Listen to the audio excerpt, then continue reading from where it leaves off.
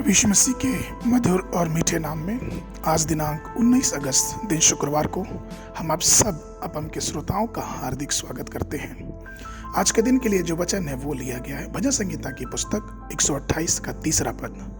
तेरे घर के भीतर तेरी स्त्री फलवंत दाखलता सी होगी, तेरी मेज के चारों ओर तेरे बालक जलपाई के पौधे से होंगे।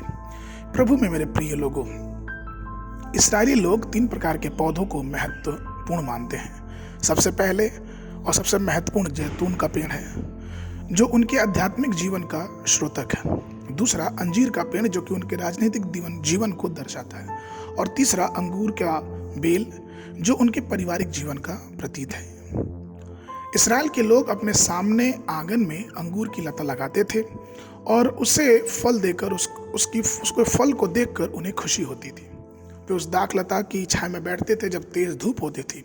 और उपरोक्त पद में हम यही देखते हैं कि तेरे घर के भीतर तेरी स्त्री फलवंत दाखलता से होगी, अर्थात यह एक ऐसी पत्नी जो परिवार की आशीष की अवतरित की बात कर रहा है, जहां पे पत्नी घर का केंद्र होगी। घर के केंद्र यानी घर को संभालने वाली एक पत्नी होगी। एक परिवार में पत्नी घर के अंदर और बाहर एक फलदायी बेल की तरह होती है। वह अपने पति और अपने बच्चों के लिए खुशी लेके आती है। एक पत्नी की पहली जिम्मेदारी घर के भीतर होती है और वह पति की देखभाल और बच्चों को पालने पोसने में बड़ी जिम्मेदारी के साथ अपनी बात को निभाती है। यह नींव उसके बच्चों को भविष्य में उनके जीवन में उत्कृष्ट प्राप्त करने और मार्गदर्शन करने के लिए किया जाता है। एक बार एक जवान लड़की थी जो निराश थी क्योंकि उसकी माँ ने उसे वह नहीं दिया जो वह चाहती थी। उस रात उसने ईमानदारी से परमेश्वर से प्रार्थना करते हुए कहा, परमेश्वर मेरे माता पिता को अपने और बच्चे न दे क्योंकि वे नहीं जानते कि उन बच्चों को कैसे पालना पोषना है।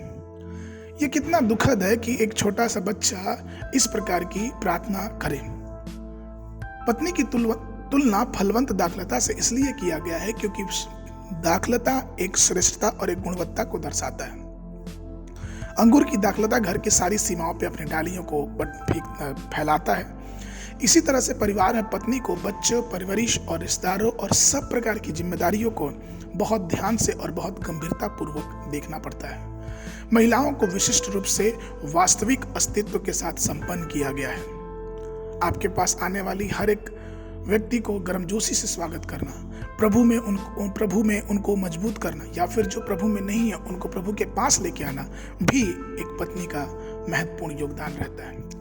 क्या आपका परिवार ऐसा धन्य है जहां पे आपकी पत्नी एक दाखलता के समान पूरे घर को आशीषित कर रही है? अगर ऐसा है तो प्रभु का धन्यवाद। और अगर ऐसा नहीं है तो हमें चाहिए कि एक पारिवारिक रूप में बैठ के प्रार्थना करें, परमेश्वर से अनुग्रह की मांग करें कि परिवार हमारा परमेश्वर में और भी आगे बढ़ता जाए। मनन के लिए भजन संहिता की पुस्तक उसका 127 अध्याय 4 पद। जैसा वीर के हाथ में तीर वैसे ही जवानी के लड़के होते हैं। बाइबल अध्ययन के लिए सुबह के समय भजन संहिता 103 और 104, संध्या के समय 1 कुरिन्थियों की पत्री उसका 2रा अध्याय। परमेश्वर आप सबको आशीष दे।